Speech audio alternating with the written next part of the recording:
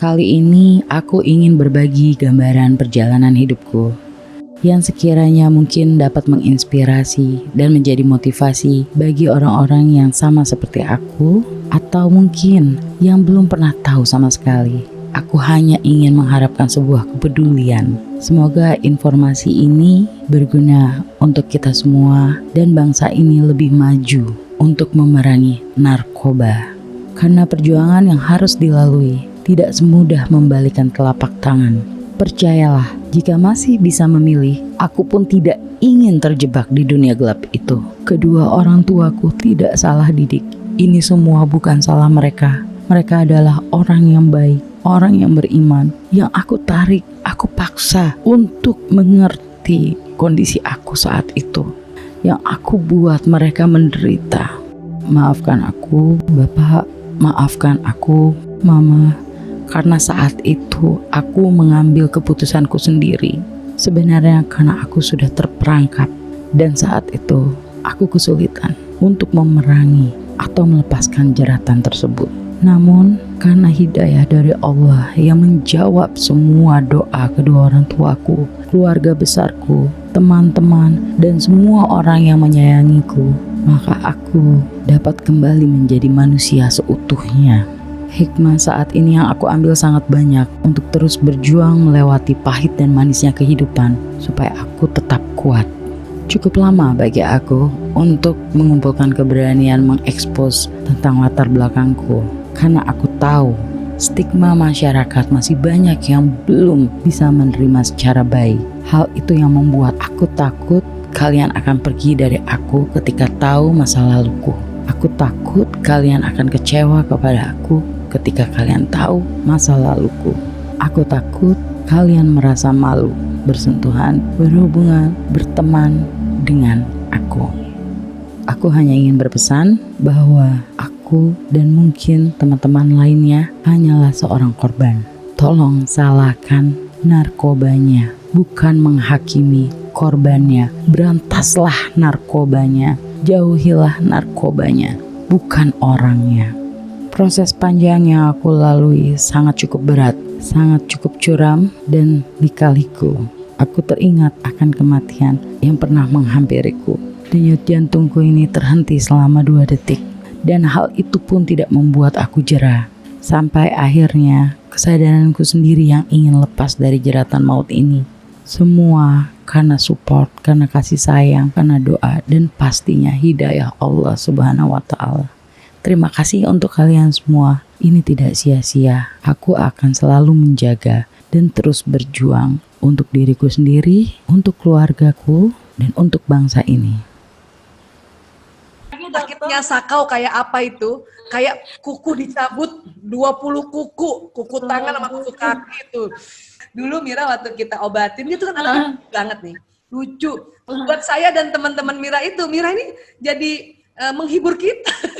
Sakau aja dia ketawa. Paling kalau nggak tahan ya baru nangis. Tapi ada yang terparah sih Dok, yang banting bara, ya itu. Mukul tembok. Tapi kalau ada nih Mira udah anes dan orang itu ninggalin Mira, oh bego tuh orang. Keluarga baik-baik pun bisa kena. Sementara keluarga Mira juga secara agamis itu sangat kuat, sangat kuat. Udah dididik dari kecil, sholat, ngaji, puasa gitu ya.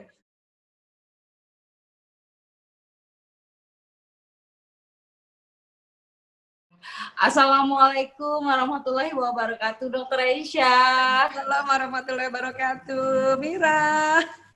Halo Dok, terima kasih sekali sudah mau berkunjung, membalas kunjungan live atau chat kita ini Dok. Ini janji aku waktu itu ya. Iya, janji dokter kemarin benar. Iya. Jadi kita bisa lanjut ngobrol-ngobrol lebih banyak lagi materinya gitu ya Dok ya. Terima kasih banget. Lebih banyak ya. Betul. Ini sebenarnya tangan aku dingin loh, soalnya aku aku grogi karena ini Dr. Aisyah Dahlan. Masya Allah. Kita tahu Dr. Aisyah Dahlan adalah seorang entrepreneur yang sudah sangat terkenal, famous ya dok ya. Aduh, astagfirullah, Masya Allah. Aku yang malah seneng nih diundang oleh Dindaku, Mira Wasawata. Iya. Ini suatu kehormatan dok. Betul-betul suatu kehormatan buat aku kita bisa virtual seperti ini ya dok. Nah di kali ini aku ingin membahas sesuatu yang sifatnya bisa mengedukasi juga gitu dok. Jadi dokter Aisyah ini gengs, aku sudah menganggap seperti ibu aku sendiri. Aku sudah cukup lama mengenal beliau dan banyak sekali bimbingan-bimbingan beliau yang membuat aku bisa berdiri sampai di titik ini. Begitu. Dan ini bukan masalah. Aku turut bangga loh, Mira. Alhamdulillah. Tetap tough, clean and sober bersama suami Mas Tommy. Sukses. Ikut bahagia banget, Masya Allah. Alhamdulillah. Ya, amin ya robbal alamin.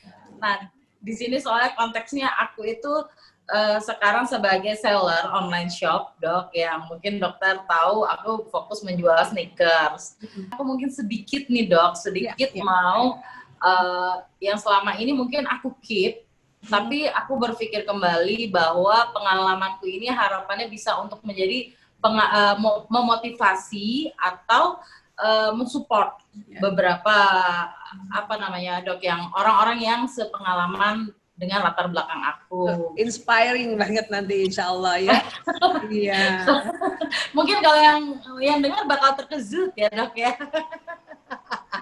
Yang dengar bakal terkejut karena kan biasanya permasalahan kalau orang yang membicarakan drawing life itu dok, bagaimana dia jatuh bangunnya di dalam membuild up sebuah bisnisnya. Tetapi kan kalau aku konteksnya sudah sangat jauh banget. Bukan masalah build up bisnis dok jatuh bangunnya, tapi masalah kehidupan ya dok. Iya. Itu tadi satu ya, untuk kehidupan ya.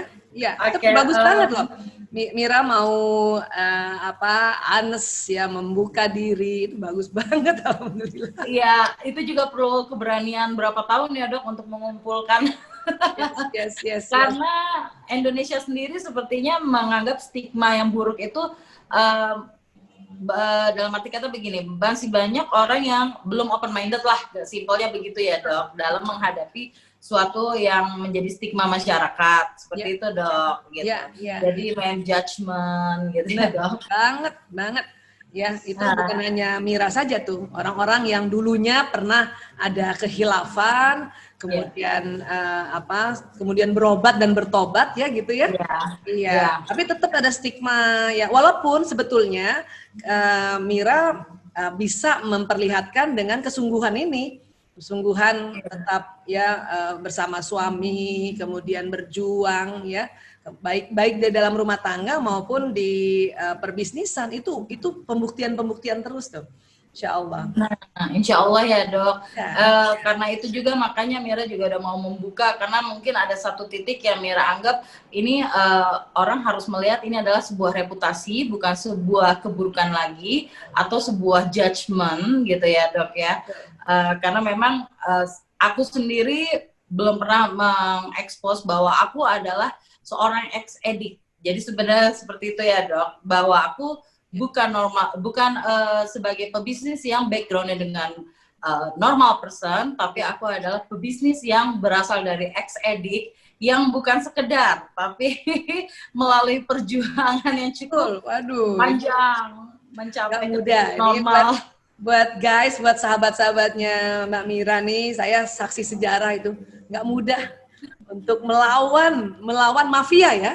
Melawan mafia di luar maupun yang sudah terlanjur masuk di dalam tubuh, itu mafia. Mafia drugs itu luar biasa. Aduh, nauzubillah min dzalik ya. Ampun deh. Luar biasa banget ya dok, sampai ini saya mau nangis. Mira mau nangis ya dok, karena dokter Aisyah betul-betul saksi hidup, bahkan orang yang ikut direpotkan gitu loh, mengantar saya ke sana, mengantar saya ke sini, membimbing saya harus diapain waktu itu bersama mendiang jemput ke rumah buat berobat, jemput ke rumah, itu orang tua udah nggak tahu harus apa gitu, orang tua saya dalam keadaan depresi ya dok ya. Iya benar banget itu, kasihan ya. Dan alhamdulillah dengan adanya dokter Aisyah waktu itu orang tua saya tidak merasa sendiri gitu dok.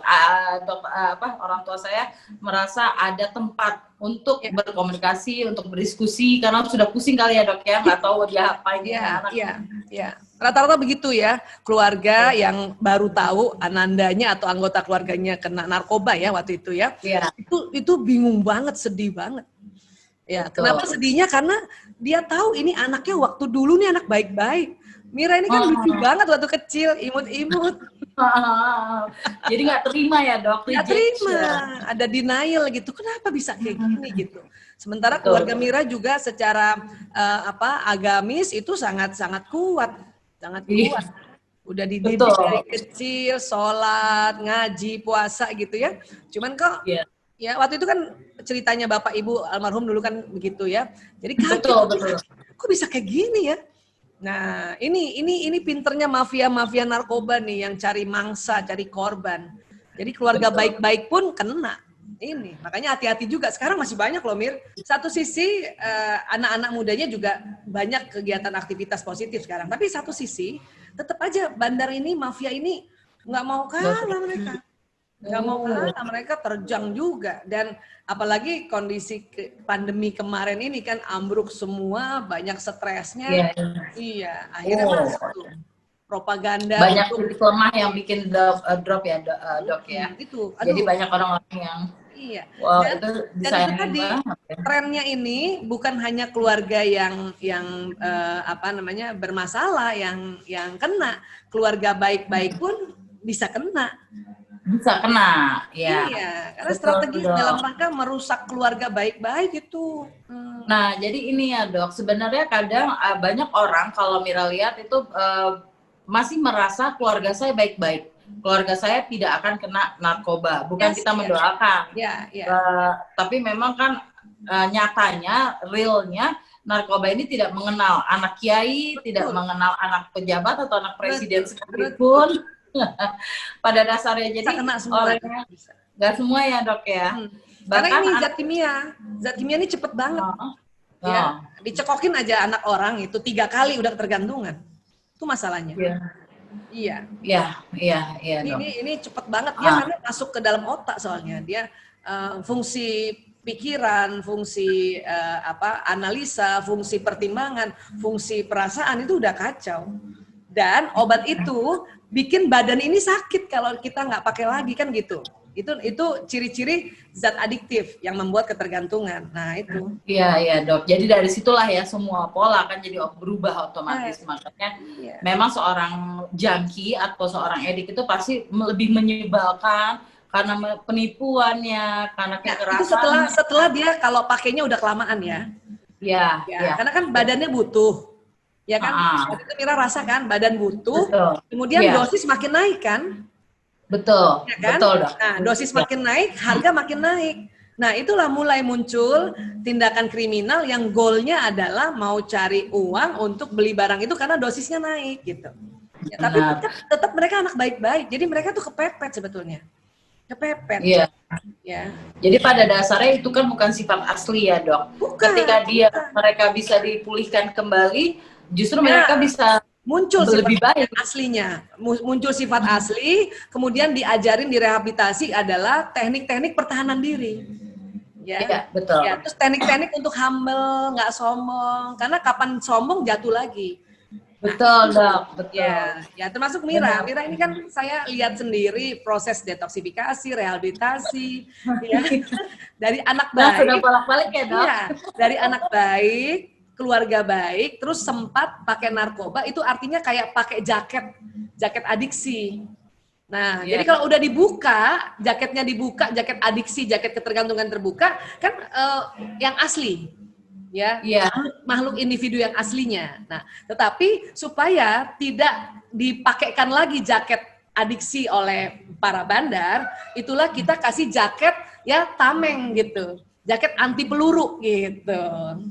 Perumpamaan dengan cara apa itu dok? Jaket anti peluru itu dengan cara apa dan dari siapa dok? Ya itu tadi waktu Mira atau teman-teman masuk rehab.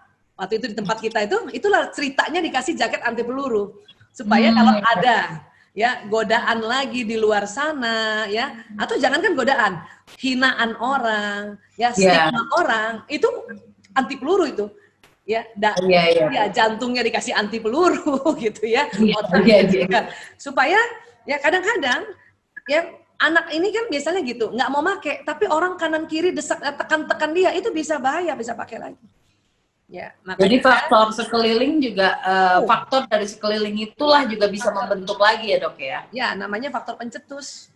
Itulah makanya bedanya pecandu narkoba yang tidak ikut rehab dengan ikut rehab itu tadi. Kalau ikut rehab itu dikasih ya mantel atau dikasih jaket anti peluru.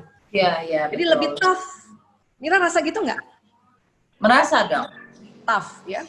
Ya, merasa dok. Karena pasti kita mendapatkan edukasi-edukasi penting, terus udah gitu treatmentnya tersendiri ada untuk bagaimana cara bertahan hidup supaya narkoba itu sudah bukan jadi suatu alasan di saat stigma masyarakat datang ke kita, menghampiri kita, jangan itu menjadi alasan untuk jatuh kembali. Betul. Ada dok, memang seperti itu, termasuk dari dokter ya, juga. Rasa ya, nah, ditambah lagi bersyukurnya Mira sudah kemudian menikah. Suami Mira, Mas Tommy, ya dengan sangat penuh pengertian, memahami Mira, itulah nanti terus yang menjadi partner recovery. Dan dia bukan ex-addict gitu ya dok? Makanya. Asiknya itu gitu, karena bukan ex-addict, dia partner recovery-nya lebih kuat. Ya. Hanya memang untungnya juga Mas Tommy kan sebelum sama Mira kan juga sering ikut sama kita, Sahabat Rekan Sebaya, ya kita suka bikin kerjaan-kerjaan sama-sama Mas Tommy karena Mas Tommy senang melukis, jadi kita bikin macam-macam waktu itu ya. Dari situlah dia belajar, sehingga waktu ketemu Mira bersyukurnya sudah belajar sehingga nggak terlalu kaget. Gitu. Benar dok, benar. Nah, ada misalnya ada kasus kisah ya, istrinya ex-addict, suaminya bukan ex-addict, dia dari normatif, tapi nggak pernah belajar. Ini berat. Oh berat. Awalnya berat banget. Nggak pernah belajar tentang bagaimana memahami mantan pecandu, bagaimana tentang watak dan sebagainya ya, kayak waktu itu kita cerita ya. Nah itu lebih berat. Makanya buat aku ya Mira tuh Masya Allah tuh, saking Allah sayang sama Mira, itu dipertemukan yang suami yang ya dia normatif tapi dia belajar. Betul. Paling nggak Mas Tommy itu kayak posisinya aku. Iya. Aku kan bukan adiktif. Aku kan normatif.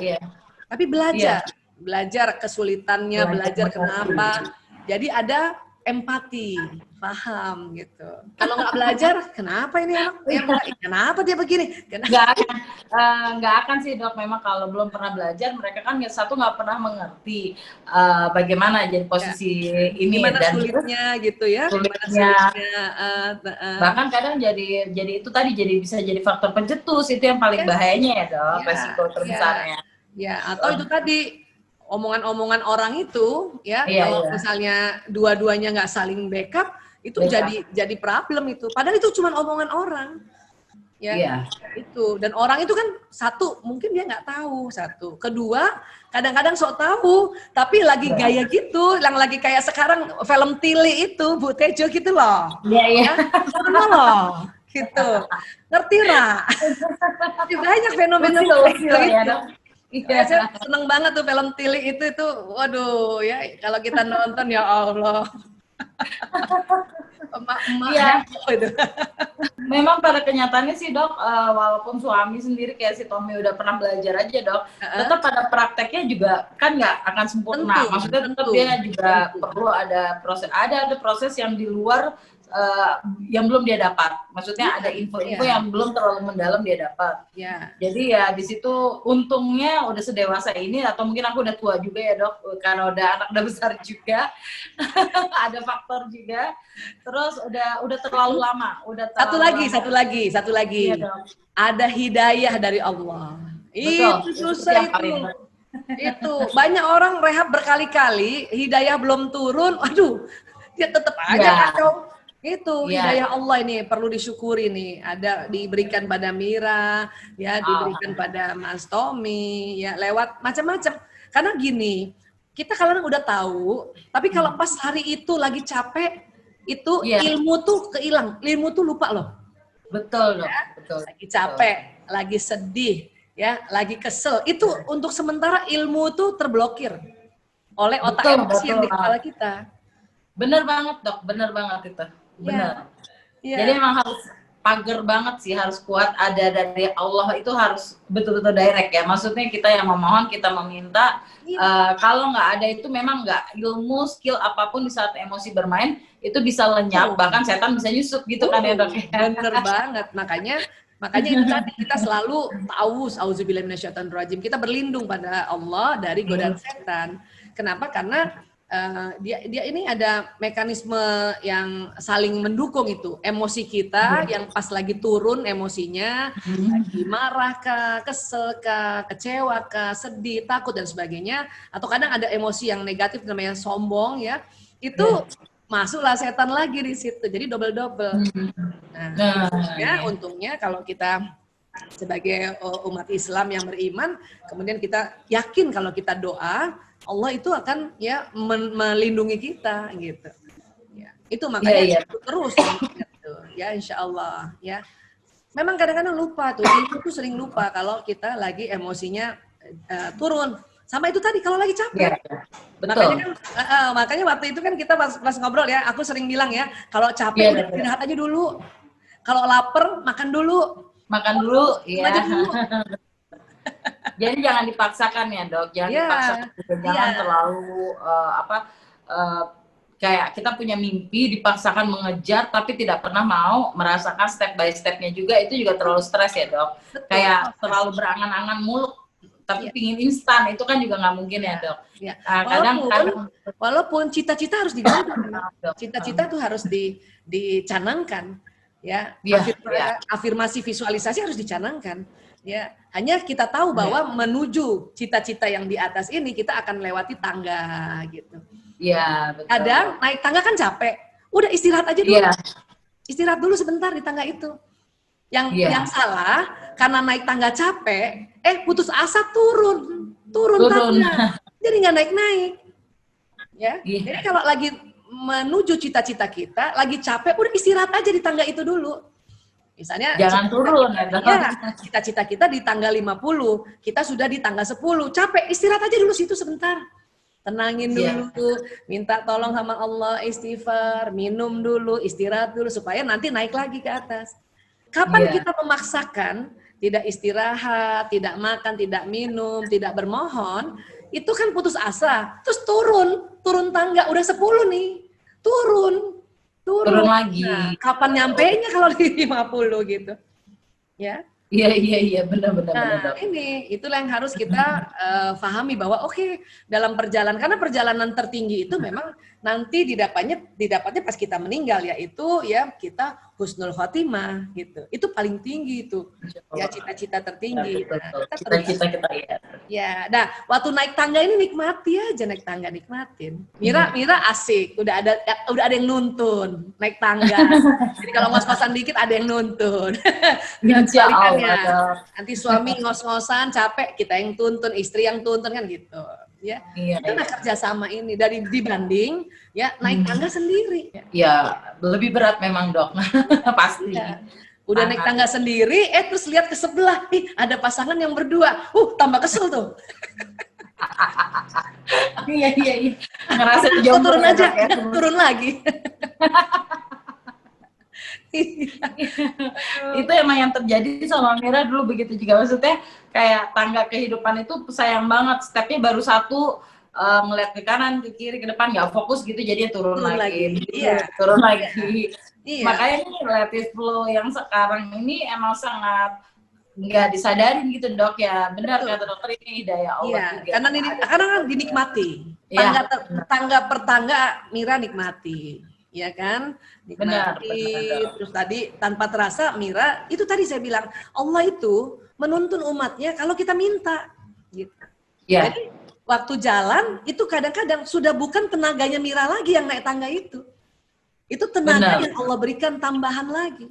Karena kita selalu bilang la haula wala quwata illa billahil aliyul azim, tiada daya dan upaya hanyalah dari Allah Subhanahu wa taala.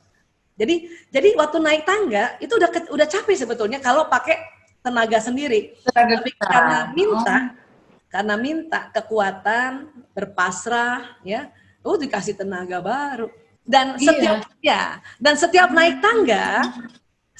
tangga itu pemandangan baru. Ya, dari sisi tingkat itu gitu. Ya, misalnya kita naik tangga gitu ya, tangga ke-20, lihat ke bawah kan jauh lebih lebar, lebih luas lagi. Ya? Betul. Dan kalau Jadi agak setiap naik fobia, tangga agak itu goyang-goyang pasti dikit. Iya. Nah itu dia ya dok. Aku juga kemarin ngerasa perasaan kalau dari ukuran tenaga kita sih, aku pribadi gitu, ini kayaknya kok nggak bisa gitu. Maksudnya untuk naik kan nggak mungkin. Tapi kok ada yang mendorong. Nah itulah ada energi itu terasa itu dok. Itu Iya. kayak, kok bisa sih gitu. Iya. Jadi dikasih kesempatan nih berdiri di tangga yang ini, kamu melihat tuh lebih luas lagi dari yang kemarin, gitu lebih luas lagi gitu dok. Betul. Betul. Dan setiap tangga kita harus minta tolong terus. Kenapa? Karena itu tadi ketidakmampuan kita lihat sesuatu yang lebih tinggi lagi. Kadang-kadang nggak mampu gitu. Iya benar. Iya, kaget. Anginnya juga tambah kenceng kan? Angin tambah kenceng kan angin. Semakin tinggi, angin tambah kenceng tuh. Ya, itu dia. Yang goyangin kita gitu. Lihat ke Betul, bawah, betul. jauh banget di bawah gitu. Ya, benar dok, itu permasalahannya kita setiap di tangga yang udah naik di atas, itu pasti anginnya beda. Yes. Naik lagi, biasanya nambah juga ya dok? Nambah kenceng ya anginnya? Tambah kenceng. Nah, itu yang harus dijaga juga keseimbangannya. Jaga. Yeah. Karena kalau kita naikin speed untuk naik lagi kita hantem itu angin-angin jatuh. Kalau dipaksakan, kalau diterobos banget.